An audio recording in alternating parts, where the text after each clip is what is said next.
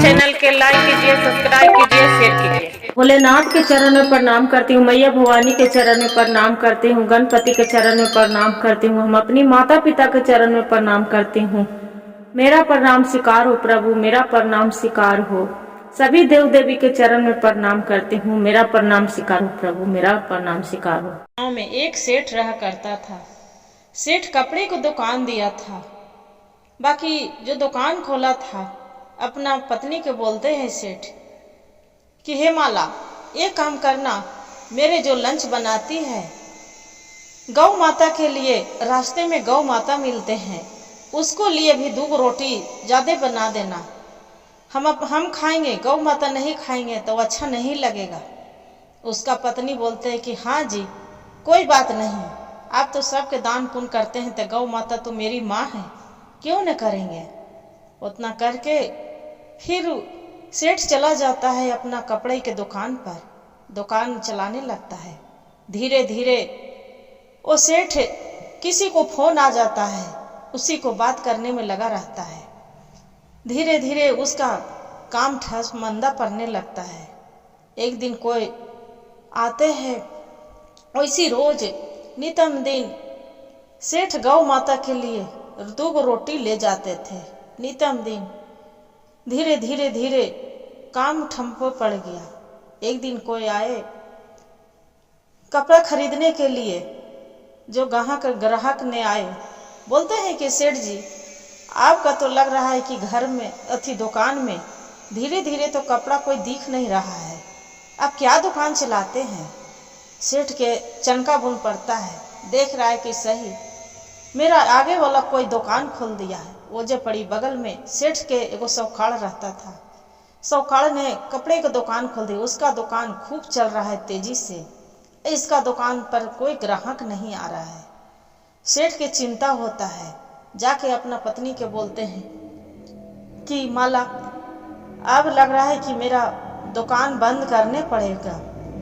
उसका पत्नी बोलते हैं कि क्या हुआ जी, क्या बात है। बोलते हैं कि क्या बतावे, मेरा दुकान में माल खत्म हो गया, हाथ में पैसा नहीं है, ग्राहक भी नहीं आ रहा है, हम क्या करें, सब पूरा उधारी लग गया। उसका पत्नी बोलता है कि अजी चिंता न करिए जी, दुर्गा माँ आए कि नवरात्रि चल रहा है, दुर्गा माँ मेरा विनती जरूर सुनेंगे। फिर बोलता है माला, गौ माता के लिए रोटी बनाना न भूलना, रोटी बना देना। माला बोलती है हाँ जी जरूर, क्यों नहीं।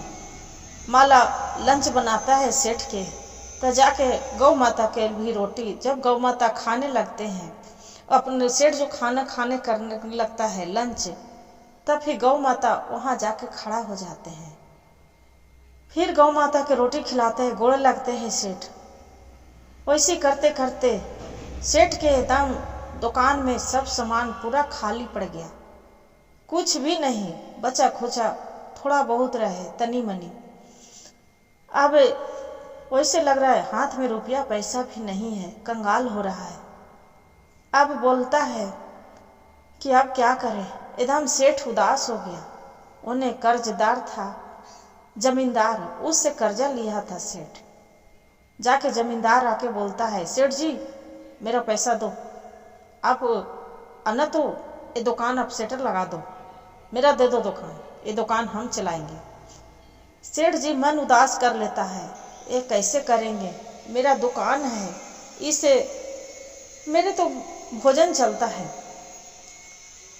जमींदार के सेठ बोलते हैं नहीं नहीं जमींदार साहब, मेरा कुछ दिन की मोहलत दे दो, आपको हम जरूर ये पैसा रुपया आपको लौटा देंगे, 15 दिन की मोहलत दे दो। जमींदार आके बोलता है सेठ के नहीं नहीं, आपको नहीं दे सकते हैं, आप मेरा चाहे दुकान खाली करके चला जाओ। सेठ मन में उदास है, आंसू भरे शाम को दुकान बंद करने लगते हैं। गौ माता रास्ते में भिड़ते हैं, गौ माता के बोलते हैं गौ माता आपको रोज रोटी खिलाते थे, अब पता नहीं अब कभी मिलेंगे कि नहीं मिलेंगे, मेरा दुकान सदा के लिए बंद हो जाएगा कि खुलेगा नहीं मालूम। क्या करता है गुरु बहन, गौ माता, माता के दुर्गा माँ के मंदिर रहता है, गौ माता जाके प्रार्थना करते हैं कि हे माता, ये जो सेठ मेरा रोटी खिलाता था, मैं तो भूखा एक अन्न बोलता हूँ, मैं तो भूखा रह जाऊंगी, मेरा आशीर्वाद है। कैसा यहाँ पे मेरा आशीर्वाद है कि उसका धीरे धीरे बिजनेस खत्म हो गया मेरा का रोटी खाने से। मेरा यही ले एक लक्ष्मी बनाए हैं। बताइए मैं गौ की क्यों दिए, मेरा क्यों न हाथ पैर दिए कि हम भी जाके कोई कमाते बिजनेस करते, हम भी कुछ करके दुख मजूरी करके मनुष्य तन में देते तो हम पूरी कमा के नहीं खाते। हम तो अनबोलता है, किसका दुआरी जाए, कोई देगा कोई नहीं देगा। इतना माता रानी से, हे माता रानी आपको जो चाहिए से हम देते हैं, करेंगे। हम उपास रहेंगे, सेठ नहीं रहता है, सेठ के पत्नी नहीं करते हैं, हम उसका बदले हम उपास रहेंगे, हम नौ व्रत करेंगे। हे माता रानी मेरा कैसे शक्ति दीजिएगा, सेठ के कैसे अमर करिएगा, वो हम नहीं जानते हैं, धन दौलत आप दीजिए। जाके प्रार्थना करती है गौ माता, प्रार्थना करके और जाके सेठ के देख रहा है कि दुकान बंद हो गया, सेठ दुकान नहीं खोला। गौ माता जाके दरवाजे सेटर पर जो दुकान पर जाके अपना मुंह से खूंटी से ऐसे ऐसे कर रहा है। देखे वाला सब ग्राहक को जा पड़ी रहता है, अड़ोस पड़ोस जो सौकाड़ वाला जाके उसका ताला, अरे गौ माता क्या करना चाहते हैं, ये ताला इसे क्यों खूंटी से अपना मार रहे हैं। क्या करते हैं गुरु बहन, और जब बगल वाला रहते हैं जाके ग्राहक उसका ताला एक पत्थर से तोड़ डालता है, तोड़ के छोड़ देता है। गौ माता अब क्या कहना चाहते हैं, अब बताइए अब क्या कहना चाहते हैं। जे ताला तो हम तोड़ दिए, सेठ तो यहाँ आया ही नहीं। गौ माता सिंह से सेटर उठाता है और उठा के दुकान में जहाँ जो गद्दी रहता है सेठ के, वही गद्दी पर जाके बैठ जाते हैं गौ माता। जब गद्दी पर बैठ जाते हैं तब देख रहा है कि ग्राहक पूरा तरुपरी आ रहा है। अरे गाय माता तो बैठे हैं, गाय माता तो गद्दी पर बैठे हैं, ग्राहक पूरा आ रहा है। जाके सेठ पर जाके बोलते हैं पड़ोस वाला, सेठ जी आपको तो सेटर खुला है। सेठ बोलता है कि अरे मेरा घर गथी दुकान में तो कुछ है नहीं, तनी मनी कपड़ा है, हम तो ताला मार के आए, मेरा दुकान कैसे खुलेगा। अरे गौ माता आपको जाके तो देखिए, गौ माता वहाँ पर ही बैठे हैं आपको। सेठ इतना सुनते हैं बात, अपना पत्नी के माला को बोलते हैं, माला जल्दी से गौ माता के लिए 2 रोटी बनाओ, लेके जा रही हूँ दुकान पर।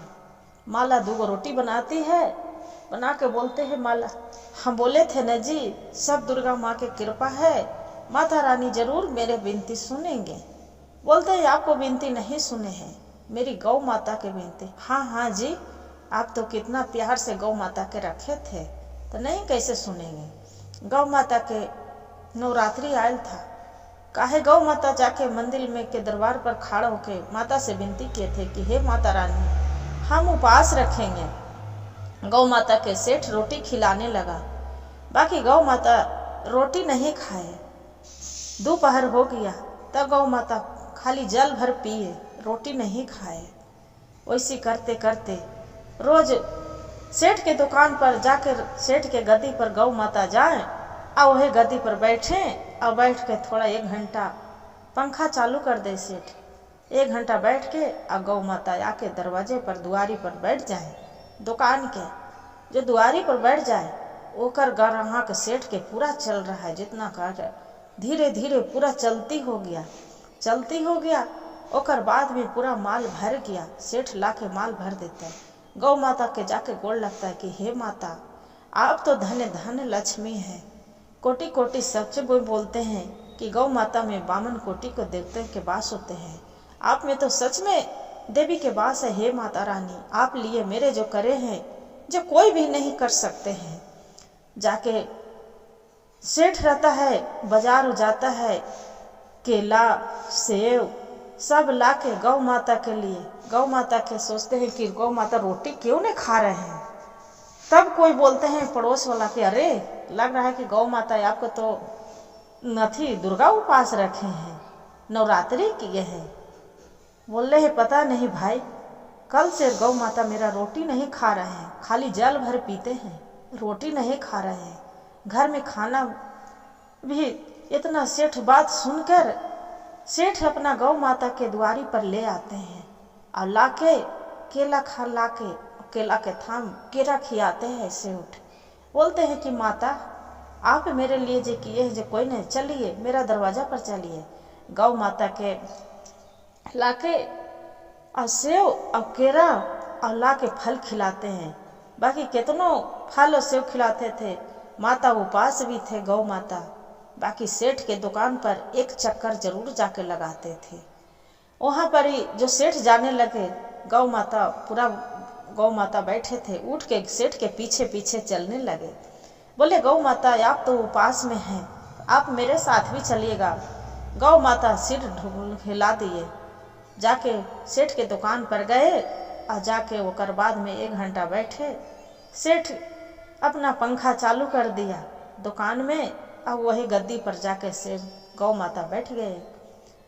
बैठ के ओकर बाद में जो सेठ चलने लगे, गौ माता को बोले माता आप दिन भर उपास हैं, नहीं जल पिए न कुछ खाए हैं, चलिए आपको फल। सेठ मार्केट गया, मार्केट से लाके 9 दिन उसका फल दिए। 10वें दिन उसका पत्नी माला बोलती है, हे जी इसे गौ माता तो मेरे लिए दुर्गा माँ के उपास रखे हैं, हम जो नहीं किए, आपको दुकान बंद हो गया था। ये गौ माता के कृपा से आज लग रहा है कि मेरा कोई चमत्कार हो गया।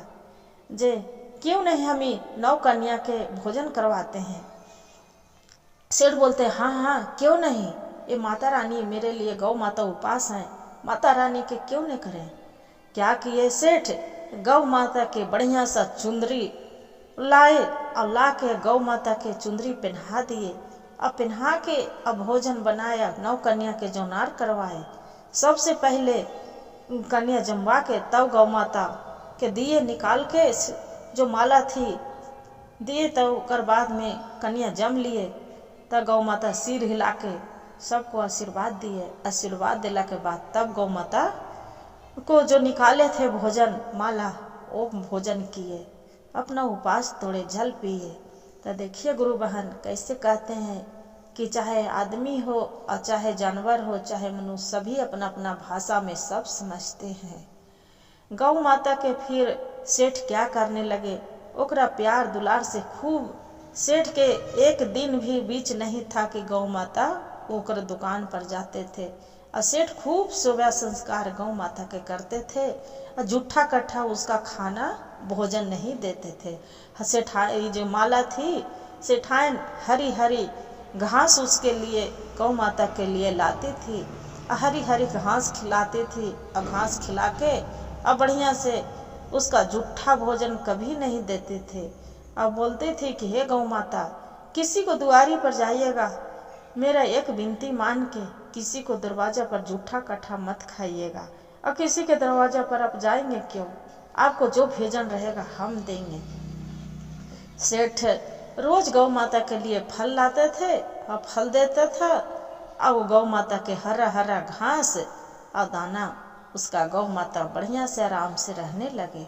गौ माता कुछ दिन के बाद उसका बच्चा दिए गौ माता, और बच्चा दिला के बाद वहाँ सेठ के दूध भी चलने लगा। हर हर महादेव, घर घर महादेव, जय दुर्गा मैया। जैसे एक सेठ सेठाइन के मदद किए थे माता रानी, जैसे सबके करिएगा। कथा कहने वाले पर, सुनने वाले पर भी हे माता रानी अपना कृपा सब पर बनाए रखिएगा। दुर्गा माँ, ये अम्मे जगदम्बे भोले बाबा। हर हर महादेव, घर घर महादेव। गुरु भाई गुरु बहन, जो मेरा कहानी अच्छा लगे तो वीडियो के लाइक और सब्सक्राइब जरूर करिएगा, और हर हर महादेव कमेंट में लिखना ना भूलिएगा।